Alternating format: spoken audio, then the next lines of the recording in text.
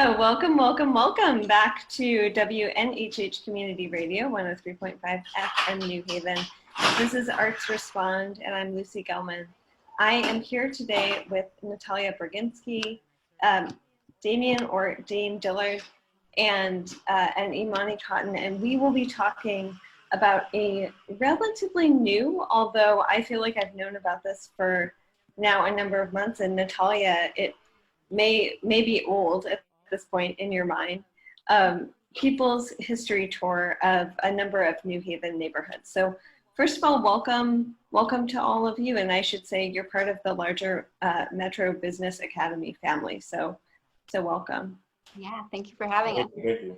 Oh my gosh, thank you for coming. I've been really excited about this for a number of weeks. I love the city and I love learning about the city's history. So for Natalia, first, just as we get into this, I wanted to ask you about the class that this came out of. So some people may know you and your work a little bit if they read, for instance, the New Haven Independent or the Connecticut Mirror, or if they happen to be your students at Metro. But I'm wondering if you can tell me about the class that this came out of, which of course is a class dedicated to African American and Latinx history. Yeah.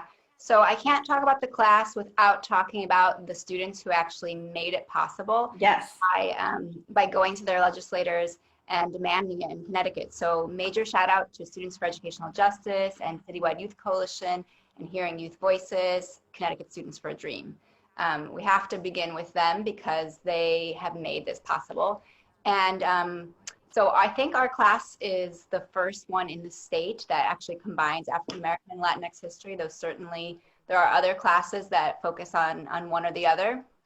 And this past year was our first year doing it at Metro, and it was, although, cut short with in-person schooling, it was really powerful and amazing to be a part of. I'm so grateful and privileged to be able to teach that class. Absolutely. And before we go on to talk about the project itself, Harry, I'm wondering if we can play one of the clips. Here at 165 Columbus Avenue stood one of New Haven's public high schools. Lee High School was built in 1964, but sadly was shut down in 1985 after Yale bought the building and turned it into a school for nursing. As we already know, Yale owns an immense amount of land around New Haven. As of 2020, the combined university and hospital property value was over $4.7 billion. With every piece of land that Yale buys, they're exempt from paying property taxes to the city of New Haven. In fact, as of 2020, nearly 6% of New Haven's properties were exempt from being taxed, in large part due to Yale. This leads our city to struggle, and because the primary ways schools are funded are through property taxes, it means our schools are severely underfunded. One of Lee High School's teachers, Louis Mae White, moved to New Haven from Alabama at a young age. She attended Hillwells High School, graduating with the class in 1956. After graduating from college in Chicago, Louis Mae White participated in freedom rides, riding integrated buses through the South to protest segregated terminals and public transportation, for which she was arrested many times. In 1968, Louis Mae White returned to New Haven and taught history at Lee High School for 28 years. Her ongoing practice in good trouble included a week in jail during a teacher strike in 1975 and another arrest in 2002 during a sit-in at Yale in support of union workers. Louis Mae White was awarded with the Thurgood Marshall Award for her dedication to activism and her community service. Louis Mae White died in New Haven on September 10th, 2019. Yes. So that is from A People's History of the Hill. I don't know if viewers were able to see the screen share that we were seeing. I've been geeking out a little bit over both a People's History of Dixwell and A People's History of the Hill. So for everyone on this call, and maybe we'll start with Dame and Imani, where do each of you live in the city now? And what did you know about the history of your neighborhoods going into this? I live in the 8, they call it, which is exit 8, kind of close to Fairhaven and East Haven, like Quinnipiac Ave. Going into this, I didn't know much about the area. Yeah, I moved around here when I was in 5th grade. So from 5th to now, like, I didn't really know much going into this project. For me, I was born in New Orleans, but because of Katrina, it led to eventually me coming up here. For most of my childhood, I lived in the Hill already, but I did not know none of this history before, so I'm glad I did take this class and did this project because it made me learn a lot more about New Haven. And Natalia, I'd love to know from you as well. Oh, yeah, of course. I live in New Haven. I live in East Rock on Orange. And I also didn't know, so much about the history of this neighborhood or of the city until students taught me through this project. Yeah, absolutely. And when you moved to New Haven, was there any sort of guide? Dame, I'm interested from you too. Was there any sort of welcome to New Haven guide that wasn't just like, hey, here are some places you can shop downtown? I definitely didn't see anything like that. And I know Dame moved when he was quite young. Yeah. So okay. Sorry, I lost my place. It happens on Zoom. It's one of those days. So I would love to know, Dame and Imani, for you both, what was the narrative that you heard, if anything, about New Haven growing up? Was there a history that you learned? What I knew most is just that there were a lot of immigrants here, European immigrants and stuff. And also that basically that Yale is what made New Haven, not the other way around. So that was the narrative that I was kind of taught. You said you were taught that Yale made New Haven? Yeah, it's just Okay. like, Yale is like such a big institution. So it's like Yale's influence on New Haven instead of like New Haven's influence on Yale. And I couldn't have said it better. It was the same things for me, especially the thinking that Yale made New Haven exactly what it is. And if the first thing you think about New Haven is Yale, so like I'm glad we got to dig deeper into like the history. Yeah, and for either of you, was this the first time that you were getting any African American Latinx history, whether it was local or national, in class? I know that I've spoken quite a bit to Jeanette Morrison, who's one of the alders. She's actually the alder for the Dixwell neighborhood. And she has this story about how growing up in New Haven, she learned this narrative that Martin Luther King was a good guy, Malcolm X was a bad guy, which is a lie, and that Rosa Parks rode on a bus. And that was it. That was all she learned. Throughout Metro experience throughout high school, there was sprinkled in a little bit of it, but it was not as intense as this year. Like we had 2 different classes where we actually learned about a lot of Latinx and African American history. It was international issues and also in Natalia's African American Latinx class. Yeah, and I took AP US history. So like in that, I also got to learn some African American, Latinx, and Indigenous people's history. So like between these couple of classes, Metro definitely did a good job educating us on minority history. Natalia, I would love to know from you a little bit about the genesis of this project. And you mentioned it at the beginning, but of course, part of this is recent legislation that has really been led by students, or originally was led by students coming to the Capitol, giving incredible testimony last year. So I would love to know from you a little bit more about how this developed. Yeah, so it began with the MAP project, and then the virtual walking tour sort of grew out of that. So starting with the MAP project, I mean, I've for a long time had a dream of creating a space where young people can actually be like the experts of their own cities and their own histories, and actually can be paid to be tour guides. People come and visit. New Haven has a lot of tourism, and I think that young people should be the ones who get to tell the story of New Haven, and that I think that can be a really radical act in the way that education can, especially when young people, especially youth of color, are the voice of that.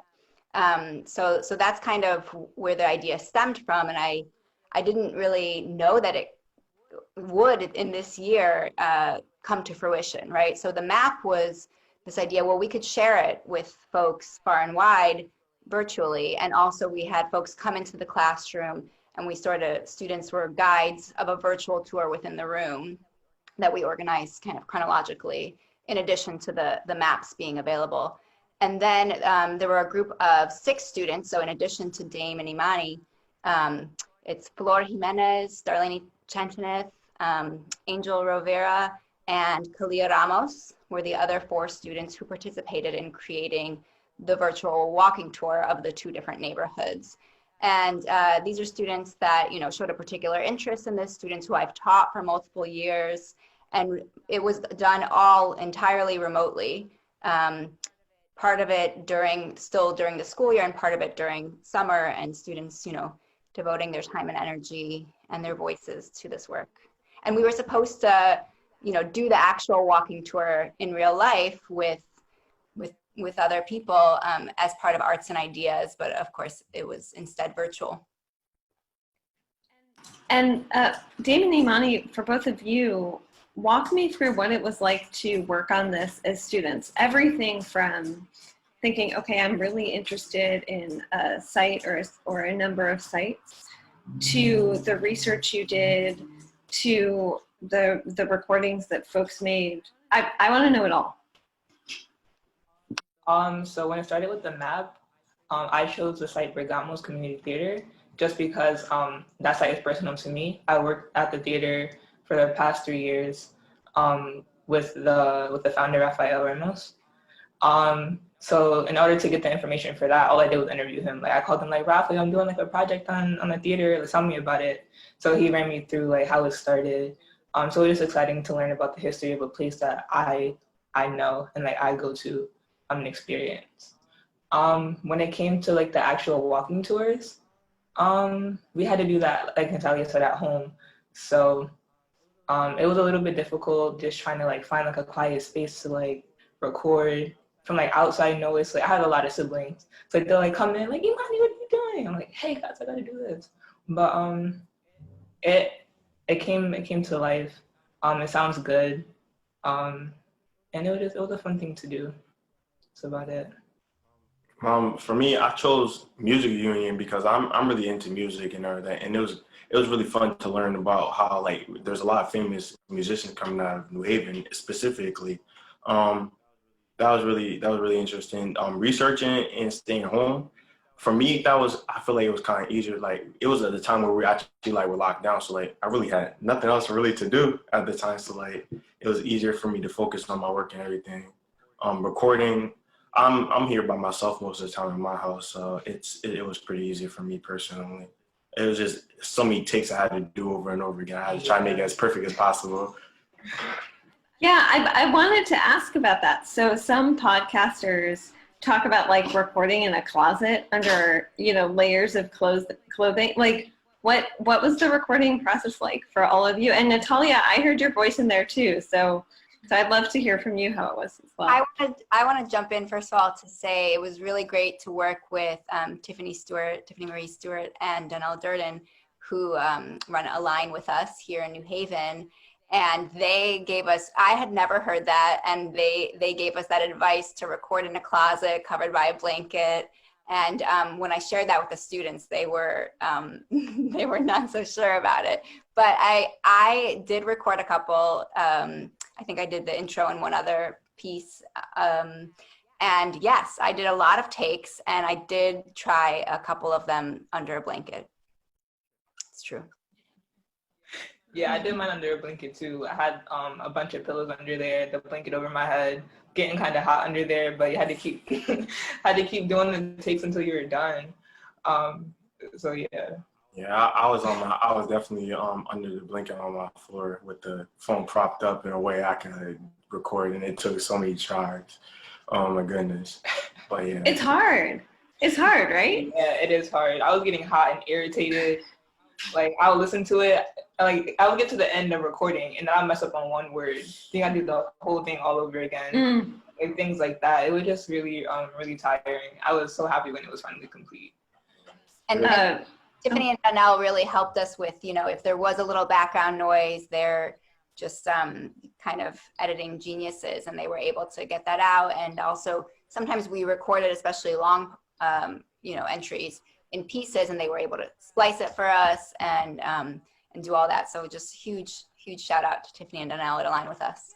Yeah, and Natalia, I wanted to know specifically how you got involved with them, because that's a magical collaboration, and they do beautiful, beautiful work in New Haven. Yeah, I was not familiar with them, and I'm so happy to know about them now. And it was really, honestly, I was walking my dog around the neighborhood, ran into a neighbor who said, "Oh, I would really love, if your students, I would pay for your students' podcasts about, the walking tour." And I said, "Oh yeah, I'm just feeling like I don't know if I can do the tech part of it." And then we were, Ann Watkins, shout out to Ann Watkins, connected us to Tiffany and Donnell, who are friends of hers.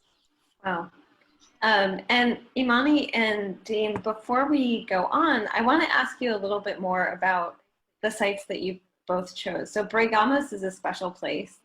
And like the other day I was talking to someone who grew up in New Haven, and they had never heard of it, which is maybe a testament to both the lack of local history and I read it as a testament to also how segregated the city sometimes is. But for you, what did you learn about Bregamos that maybe you didn't know before that was so exciting to you? Well, just like how it came to be. I knew that Raphael had started it just because like he wanted to give back to the community, but I didn't know how long ago. It was in 2000, and he got the idea like when he was in college. So like it was just nice to hear him like go through just like his thought process of like why it started and how it started. It's a nonprofit. He said that he wanted a space for people to be able to express themselves like through music and theater because it's therapy. And like just to hear him like elaborate on why he thought theater and music was helpful to people, it was just like nice to sit there and like listen to. So yeah. And do you find yourself thinking about the intersection of like arts and history? Because I know for Raphael, he thinks about arts, history, public health. Yeah, definitely. There's definitely an intersection between all of that. Music is a big part of our history. Music is ever changing, just as history is. So yeah, the music changes with the times, and the times change with us. It's all connected. Oh, sorry, I didn't mean to interrupt. Oh no, it's okay. And Deem, actually, that seems like a perfect segue into your interest area with the map. So I'm wondering if you can talk a little bit more about what you learned through your research. I wish I remembered the name off the top of my head, but there's a very famous New Haven doo-wop group that made a very famous song in the era when that was famous. Not famous, when that was like popular. I forgot the name of them, but like the song. Yeah, Five Satins, the Five Satins. That was really interesting that we had like a really famous group like that, and it was in the basement of a local New Haven church as well. Like that was pretty cool. That's in the still of the night, right? Mm-hmm. Yeah. And I want to say that, Dame and Imani, and other students did one site on the original map. Right. Then we got to build off of their work, and then Dame and Imani each recorded so many sites along with the other 4 students. So like they learned a lot, not just about the particular site they did, but some of the other ones. And I think they had a couple of other sites prepared to share about if you want to talk about those, or if you want to hear about those, Lucy. Yeah, I would love to hear about those, actually. Let's go into that, and maybe in a little while we can play another clip as well. Yeah, so the site that I did for the podcast, one of the ones that really caught my interest was Grace Hopper College, just because that was really recent history. I think it was like 2016 around that time. That had to do with Yale. They had a college called Calhoun College, named after a slave owner. Dishwasher named Corey Menifee, who worked at the same college. He looked up one day and seen stained glass art of like slaves picking cotton, but it looked like they were happy to do it. And he found it like really disrespectful. So he broke the glass window. He was charged. But New Haven like really showed up and showed out for him. And he got his charges dropped, he got his job back. And he also got the name of the college changed to Grace Hopper College. So instead of it being named after a slave owner, now it's named after a really influential woman in history. So I feel like that was a really good site to talk about. And I bet a lot of people didn't even know that Calhoun was racist or that the name was changed to Grace Hopper. But now, if you listen to the podcast, now you know. My favorite sight to do had to be the Black Panthers when they came to rally for the people who went to court here. I did not know New Haven had Black Panthers at all, actually, I'll be honest. I did not know that many people would show up to New Haven for something like that also. That was really interesting to me. And Miss Natalia also told me it's like 50-year anniversary of it and everything. Mm-hmm. So that's pretty cool as well. That like I learned about it, and there's like a historic year about it as well. And I think, I could be wrong, I think either yesterday or today was George Edwards' birthday, actually. So just fun fact that you learned scrolling through Instagram. And what about the Panther trial? Because you're totally right.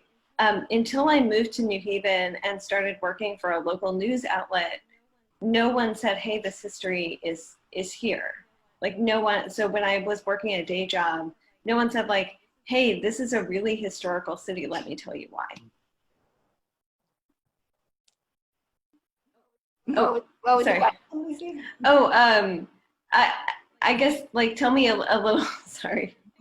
I guess tell me a little bit more about why learning about the history of the Black Panthers, specifically in New Haven, was interesting to you or exciting to you? It was interesting and exciting because I'm really interested in learning like a lot about my own people's history and all that. And it was good to see that New Haven actually had a good like I would say like a good stand for like rights and all that. Like and actually like people in New Haven, like I seen that Yale students actually helped the Panthers who came over, gave them food, shelter, and all that. So it's good to see that. Like New Haven, even though now they're doing the protests and all that, like they always been part of the helping out and the political struggle and all that. And do both of you, and Natalia, you're welcome to answer this as well. I mean, do both of you feel like you were taught sort of a revisionist history or a history where things were omitted either deliberately or maybe not deliberately by educators? Like you said earlier about the lady who learned about the three people, Malcolm X, Martin Luther King Jr. Rosa Parks. That's really growing up until I went to Metro. That's really all I knew. I only knew them three people. Every Black History Month, we learned about them same three people, nothing else. And that it's kind of frustrating because there's way more people who've done just as important things in history, and we don't know nothing about them. I feel like that's just kind of sad. Yeah, so like in school, we're being taught by teachers who were also taught the same, like, Dr. Martin Luther King, Malcolm X, Rosa Parks. So they don't really have much exposure to teach us either. So all through, elementary school, middle school, I didn't learn anything about that, probably because the teachers didn't know about it. And I mean, I can say that it's not their fault because they weren't taught it in school. But I feel like at a certain point, we just have to start self-educating. Which is I'm happy that the teachers in Metro really exposed us to it because now we can also teach our friends, our family, and hopefully there can be a new generation of people who don't have to grow up with the same bland history, especially local history because New Haven is so rich in it. So we think that this is a step in the right direction.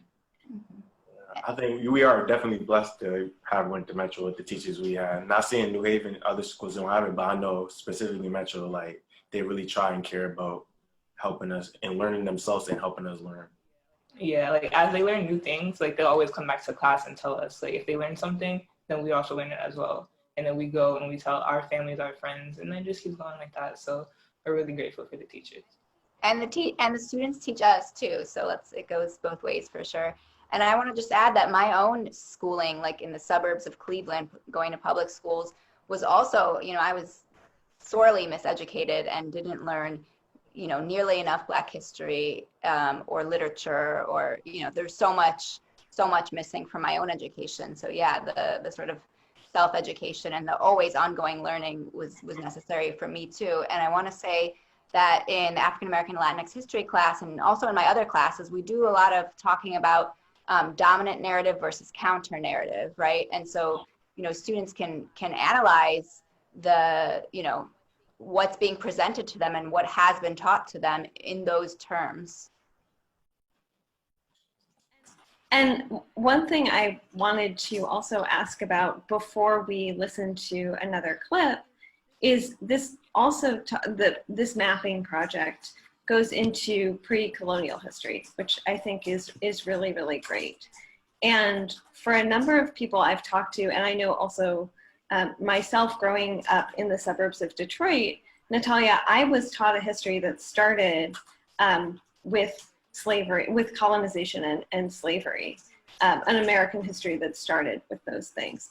And so I'm wondering, for everyone on the call, what does it mean to really go back further and say we need to recognize that this land was stolen land and belonged to other people before it belonged to us? Yeah, to recognize that it's stolen land, it just reminds us that, you know, there were people here, there were societies here, there were families here. So it kind of humanizes the land that we're on. We don't just see it as, you know, American land. This is land that existed to people way before us. So it kind of makes it more real. A lot of the time people teach, you know, only like the bad sides of minority history, like, you know, the genocide, slavery, stuff like that. But African American and Latinx history taught us like that we existed before that we were people before that. So it is comforting to know that we were finally getting taught that side of history. Yeah, I'm glad that learning African American and Latinx history class, we were able to unglorify colonization by also celebrating the victories that African American and Latinx have had. I think that was really good to know, because there's more, like Amanda just said, there's more than just slavery, more than just the civil rights movement. Those are important things. There's more to that, and I'm just glad that I can have a fresh and a new kind of like class about learning about that kind of stuff. Like, I'm tired of hearing the same things all the time. Like, that's for me personally. Yeah, that's just it. Seeing this history from a different light was definitely refreshing, like Dame said. A lot of people don't get that side. A lot of people didn't even know that certain things existed before slavery. But there was so much to us before that. There was so much to the Native Americans before Columbus came, or before anything. So just to learn about that side was like really, really nice. Natalia, did you want to hop in? Sure, yeah. The way the class is organized is we begin, well, first actually we began talking about even just the words we use and like the language we use. So so talking, you know, Black versus African American and what are sort of like the roots of that, and definitely talking about and you know, Hispanic versus Latino versus Latinx and people of color and all these terms, right? So that we're at least on the same page and understand the history. And actually, you know, there wasn't full agreement about the language we should use, but it was still a really worthwhile discussion. After we kind of could stand on that ground of some common understanding of our vocabulary, then we began with, you know, we started in Africa, right? And honestly, we could have taught a whole class on just the history of the African continent, because that history it's the oldest history, you know, on earth, right? So beginning there felt really important, and it was really just you know, touching on a couple of different examples throughout history, like that the oldest university is in Africa, that the oldest art that had previously been believed to have been found in Europe was actually from the African continent. And so many more examples. The, you know, civilizations that were, you know, enduring and powerful, and also had women as leaders of them. And just, you know, so many other examples. And then and so we talked about that before we ever even talked about enslavement. And when we did talk about enslavement, talking about the fact that folks in Africa resisted there as well as every step, you know, every single moment after that, right? So we have to remember that resistance started there, and looking at the communities that created walled cities around them to protect themselves and their community from enslavement, and building their homes in the middle of a lake on stilts so they could always see if someone was coming, all to resist enslavement. So beginning there, and then doing a similar sort of look at, again, the Americas. You could have multiple history classes just about the Americas, but beginning with the communities that were here and still are here, though not in the same numbers, before we ever even talked about European colonization. Harry, I'm wondering if we can play another clip, please. You've now reached the oldest and first charted cemetery in the nation, Grove Street Cemetery. As you pass by Grove Street Cemetery, you might consider entering to look at the grave sites of historic African American New Haveners. Though there aren't many here, a few must be mentioned. Laid to rest here is William Grimes, an African American man who escaped slavery by hiding in an empty cart and barrel on a ship in Georgia and eventually ending up on Long Wharf here in New Haven. Born in 1784, Grimes was one of the first formerly enslaved people to write an autobiography, Life of William Grimes, the Runaway Slave, which was published in 1825. He went to become a renowned barber right here in New Haven. You can also find Mary A. Goodman, an African-American woman who donated all of her life savings to the Yale Divinity School to educate African-American clergy. Ebenezer Bassett's final resting place is also here at Grove Street Cemetery. Bassett was the first Black person to graduate from Central Connecticut State University in 1869. As the United States Minister Resident to Haiti, he became the first Black diplomat in the United States. Finally, the Amasa Rebellion, which is discussed in our tour of the Hill, is also present here at the cemetery. 53 Mende men were kidnapped from Sierra Leone and brought here to the Americas. Rising up to take back their freedom, they ended up in New Haven. Winning their case for freedom, many of the men were able to return to Sierra Leone. 6 of the Mende men died soon after arriving in New Haven. They are buried here, and there is also a marker that pays tribute to them. Finally, if you walk around the cemetery, you can also find the gravestones of African American Civil War veterans who are buried here.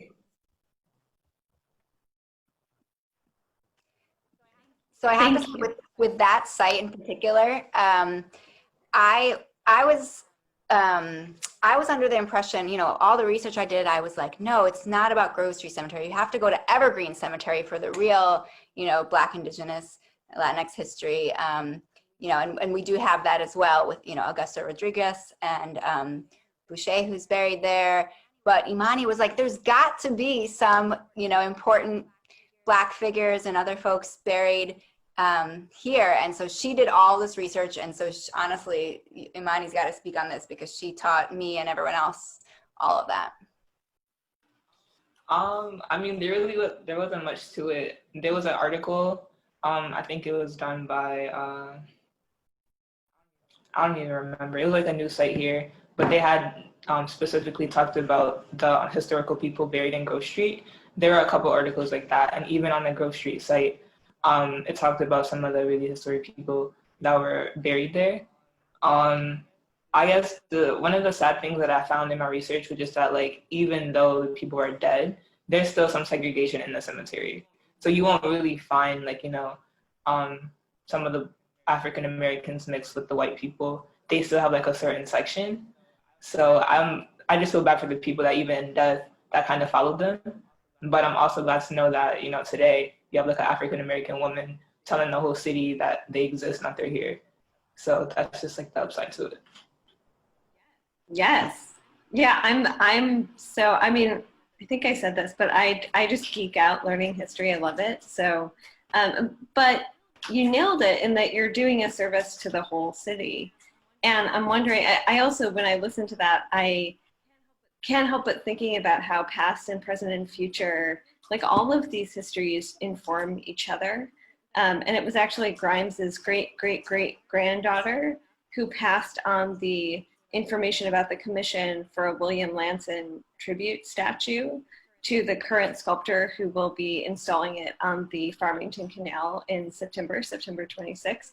So it's that like arc of history, history always comes around, and New Haven's like the size of a minute. So of course that happened, and but I'm wondering for all of you, how it feels to see this history sort of coming alive, and what your hopes are now that the project is out there. And really those are two different questions, so we can separate them. you want to start, you two? I guess. Seeing the project come alive, it was really exciting just to know that this is something that, I personally worked on and my classmates worked on it. Just to know that people around the city are able to enjoy it. I didn't imagine it getting to this part, like where we do an interview on it either. So just to see that it's been getting so much exposure, I feel like the project isn't in vain. But like outside of myself and the people that I know, like I said before, I'm just happy that these historic people are getting put on a pedestal that they deserve, because their history should have been taught to us a long time ago, especially growing up in New Haven. I've been in New Haven public schools since I was in 3rd grade, and it didn't take till high school to learn about these people. So I'm just happy that even though it happened late, better late than never, and now I get to help other people get exposed to the same history, to the important history and what made our city what it is today. So yeah. Yeah, I'm glad, like mine just said, people who may have thought they would be forgotten throughout history and that their achievements and what they accomplished may not be enough. I'm glad we are bringing them back to the surface and showing what they have done. The project as a whole, I'm actually, even though I would I would have liked to have done it, walking with people. I think is great exposure to people the way we had presented it this time. I like how like clean it is, how everybody could go, they could take their time and everything instead of walking. They can't really imagine everything when we walking. Some of them places not up no more. You could look right there, there's pictures of it. You listening to it, you could think in your own imagination, oh, I wonder how it been back then, all that. I think that's pretty cool as well. Yeah. Yeah, now that we have it on audio, people can like do the tours over and over. They can do it once themselves. They can take people back with them.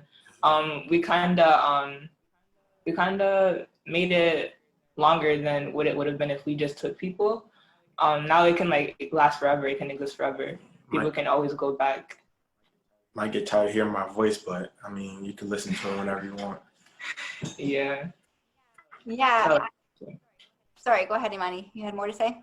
no, I'm just saying that I like how people can just like go back and listen to it over and over. Share the link. It's easier to share the link than it is to like do these tours over and over. You would have needed so many different tour guides, but it exists forever now. So history went down.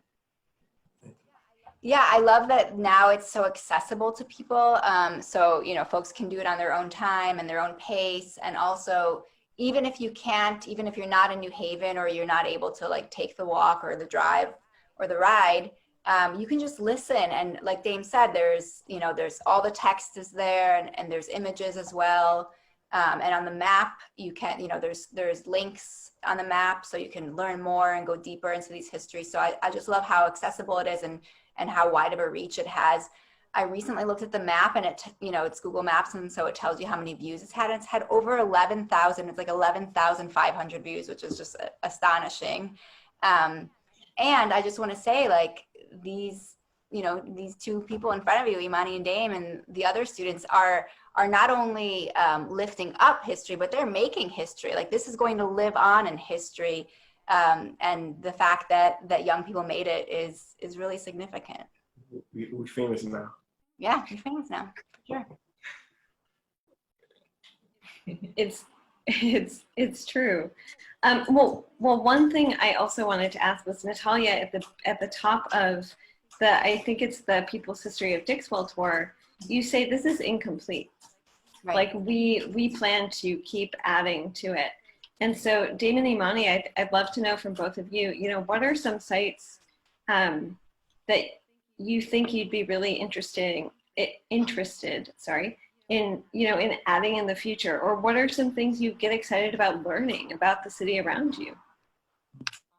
Something that we can definitely add is the removal of the Christopher Columbus statue in Worcester Park. We can definitely add that. So hopefully next year, if this project continues, they can talk about that, elaborate on that. I think with the climate of the world that we're in now, that was a really big accomplishment, especially in New Haven. Some cities aren't even letting people touch their Confederate statues, but we took it down and we're going to replace it. So that definitely should be added to the map. I have nothing specific on my mind, but I would like if we could find more about like building up community kind of things, like how mostly African American communities, how they got built up to be or how they are now. I would like to know like the history of like us, like I don't know, making our community the way they are now, like how the Hill became how it is. Other places like Dixwell, how New Hallville and all that, how it became to be like how it is, like a little bit more of like how we moved in there, how we made our own kind of thing like that. And also, I think like New Haven Green as well, because like I said, we've been having those protests lately, so we can definitely talk about the protests that we've had this year. Talk about the green and everything, the police station, things like that. Hopefully, up and coming juniors and seniors who do take the class have this have the same passion that us six did to do it and continue it, because there's gonna be there's endless amounts of African American Latinx history that can be added. So trying to make this thing as long and as keep it going as long as possible. And oh, Natalia, did you want to jump in? Don't let me interrupt. Yeah, some of these historic sites and events I found online. Others I found at the in the archives at the local history room in the Ives Branch, New Haven Public Library. So I am excited to do more of that, and also, be able to take students into the archive so that they can, unearth these different, archival, gems that are left out and are not digitized. And also, so much of this history, people have in their memories and in the stories that they're telling, and so they're not even, on paper yet, or we don't know where to look for them, right? So I think another component of this could be more oral histories with folks, and maybe that'll be like the next iteration of this project. Yeah, and so I promised that we would leave time for this, and I know we could probably speak for like 3 hours about it, but we don't have 3 hours, unfortunately. But I would love to know, and Damon Imani, especially from you, as students, what does public education really need to be doing better? And we sort of tiptoed around this earlier, but when it comes to teaching accurate and fair and complete history, and I both mean like the history of the country, but also local history, the history of the city where you live, and also the history of race and racism. I feel, especially I think at every school, but especially in more African American areas and communities, I feel like from K to 12, it should be a required class. I feel like we should not be waiting to high school, or we should not be learning about the same 3 people all 12 years of school. I think that's really important, so we grow up knowing that we actually have made contributions to this country. We've done important things. We've done there's so many inventions. If Black people didn't make it, like, the country would not be the same at all. There's so many people who if they didn't get into political power, there wouldn't be the same things, all of that stuff. I think that's really important. Also, I think that's why I was saying all schools too. I also think, because like Amani said earlier, they've been taught the same thing. They only taught about the same 3 people in white communities as well. Or I think they need to learn about it too, so they could see like, oh, Black people actually have done something in this country. They actually are important in this country. Maybe that can help kind of like stop a little bit of the racism. But like I said, there's also need to be self-taught. The parents also need to be helping them out as well. Like, they could go to school and learn this stuff, but their parents could be opposite. But like, them learning in school could help them be like, Mom and Dad, this is not right. I know this. Black people are like this, not like what you're saying. So yeah, that's what I think. Yeah, for me, you said how to make it fair. So something that Ms. Natalia did before this class even started, the end of my junior year, she asked us, like, what do we want to be taught? So we already know that we've been taught slavery, we've been taught civil rights, we've been taught oppression, but like, we made sure to tell her that, we want to be taught the victories, we want to be taught good things that we did, we want to teach the resistance. And that's exactly what she did. She listened to us and she taught it, not in a whitewashed history way that we're used to, but she taught it in a real authentic way. So I'm really appreciative for her for like even asking us what we thought about it, and letting us give her ideas. And even during the class, like, people were able to suggest things to learn. So that was really important, just to like listen to the students and like their wants and their needs and actually make it come true. So Yeah.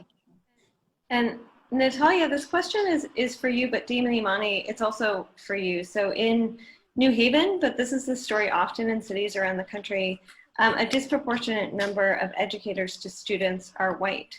And both Natalia and Damon Imani, what's the difference, you know, if there are educators listening, and I hope there are, what's the difference between a teacher saying, I'm not racist, which I've heard a lot from teachers, and an educator saying, I'm an anti-racist educator? What's the difference there?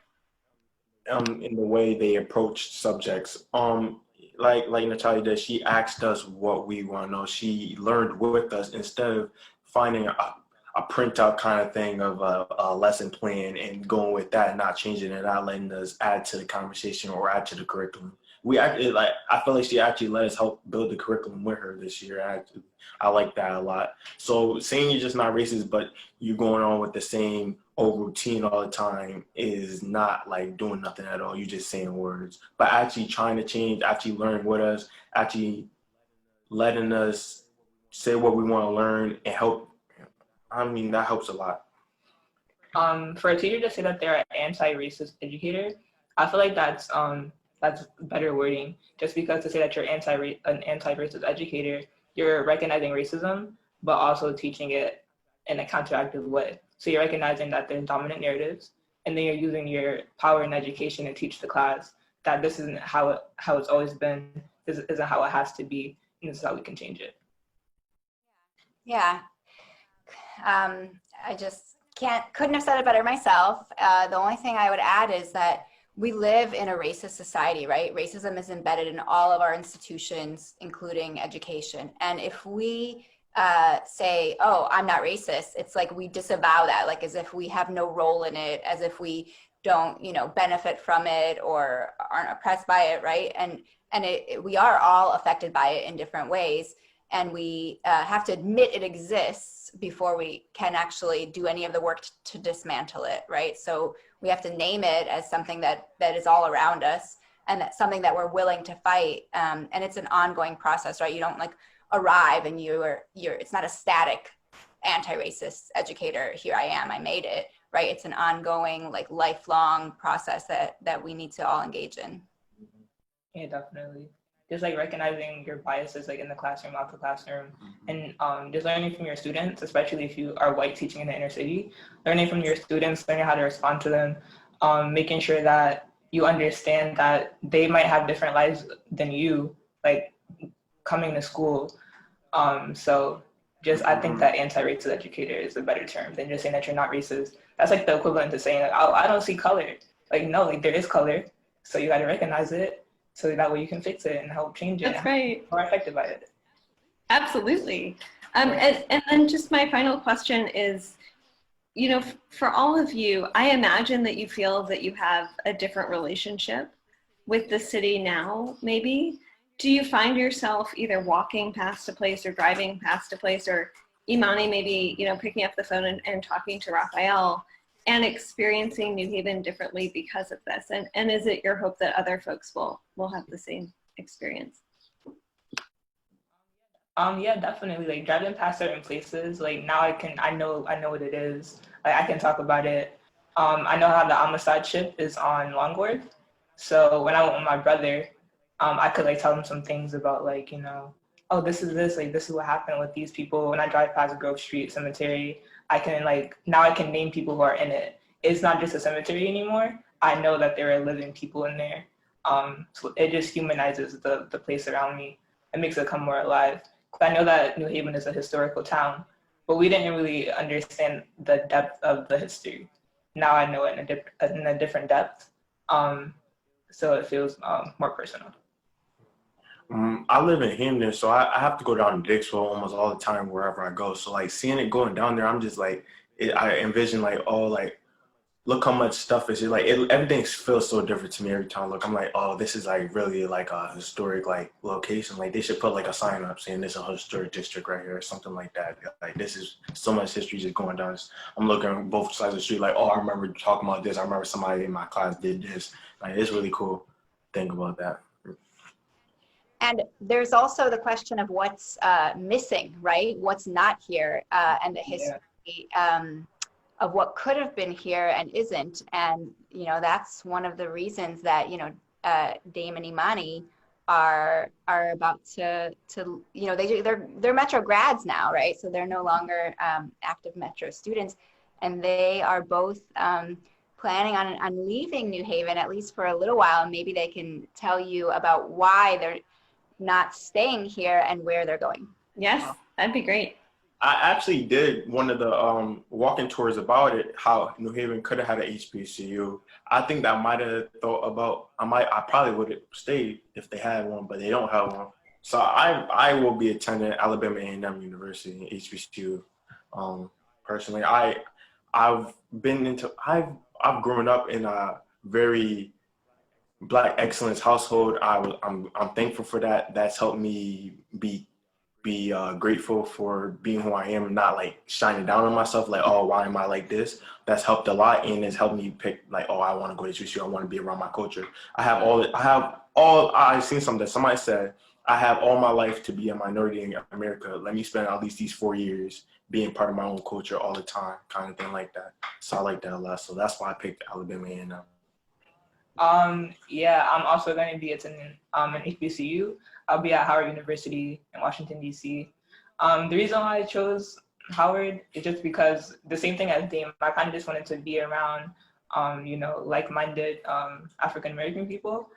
I don't know, I heard some things that people say, like, you know, you can't really, they kind of talk down on HBCUs because it's almost like an isolated place with just us. We don't really get that. I know New Haven is like a multicultural, majority minority kind of city, but in the real world, like Dame said, we're gonna be washed out by so many different people. I just think that being educated at a place, people that are the same as you are just comfortable. I think there's gonna be a lot of different. It's kind of like a culture shock, I think, to me.